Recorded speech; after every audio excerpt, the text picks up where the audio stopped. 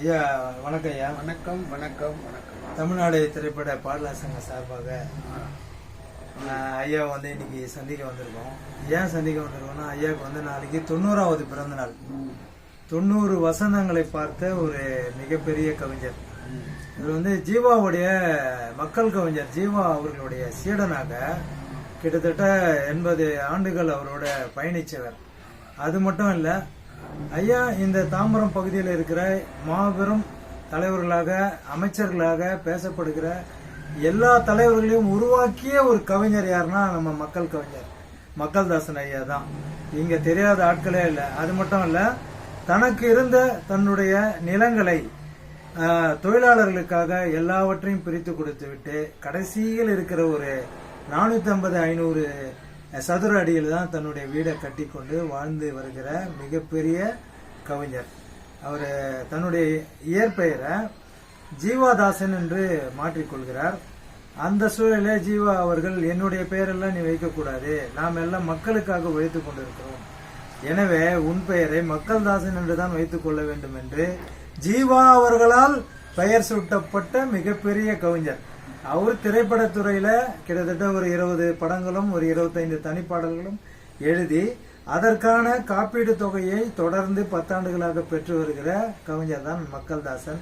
அவருக்கு நானும் நம் சங்கத்தை சார்ந்த தலைமை நிலைய செயலாளராக இருக்கிற கவிஞர், மாங்காடு கவிக்குயில் கவிஞர் மன்றத்தின் செயலாளராகவும் தலைவராகவும் நிறுவனராகவும் இருக்கிற தமிழரசன் அவர்களும் இந்த 90வது பிறந்த நாளை காணுயிர் கருவூலம் என்ற கட்டுரை தொகுப்பை ஜெயபாஸ்கரன் அவர்கள் எழுதிய அந்த கட்டுரை தொகுப்பை பரிசாக வழங்கி வாழ்த்துகிறோம்.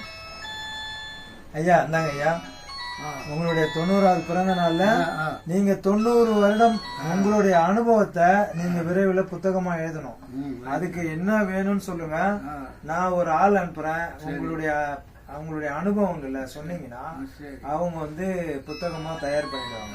அதுக்கான வேலைகளை நீங்க தயவு செய்து பாருங்க. ஆனா உங்களுடைய 90 அனுபவம் என்பது சாதாரண மனித அனுபவம் இல்லை. நீங்க கவிஞராகவும் வந்திருக்கீங்க, தொழிலாளர்களுடைய போராட்டத்துல கலந்துட்டு இருக்கீங்க, ஜீவா ஐயாவோட இருக்கீங்க, கம்யூனிஸ்ட் சித்தாந்தத்தோடு பொது உடைமை சித்தாந்தத்திலேயே நீங்க பயணப்பட்டிருக்கீங்க. இந்த பலதரப்பட்ட இந்த அனுபவத்தை நீங்க புத்தகமா ஆக்கணும்னு சொல்லி இந்த நாளில் வேண்டி கேட்டுக்கொண்டு வாழ்த்துக்களை தெரிவித்துக் கொள்கிறோம். இனிய இந்த நாளில்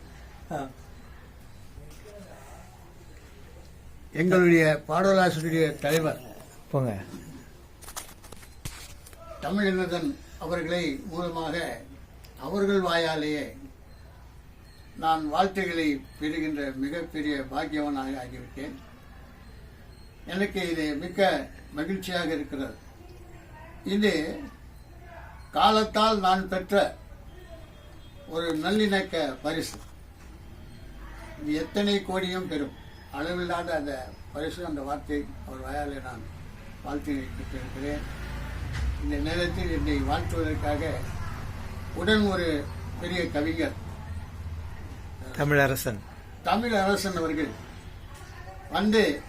பாருங்க, என் பக்கத்திலே நிற்கிறார். இப்போ அவர் என்னை விட நிறைய கவிதைகள்லாம் எழுதியிருக்காரு, பாடல்கள் எழுதியிருக்காரு.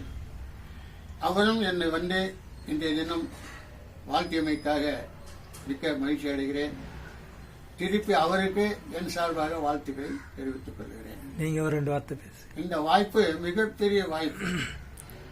இந்த வாய்ப்பை எனக்கு ஏற்படுத்தி கொடுத்த எங்களுடைய தமிழ்நாடு திரைப்பட பாடலாசிரியர் சங்க தலைவர், மிகப்பெரிய அன்பிற்குரியவர், அளவிடற்குரியவர், பழக்க வழக்கத்துக்கு ஒரு தனி இலக்கணத்தை வகித்திருக்கக்கூடியவர் தமிழமுடன் அவர்கள்.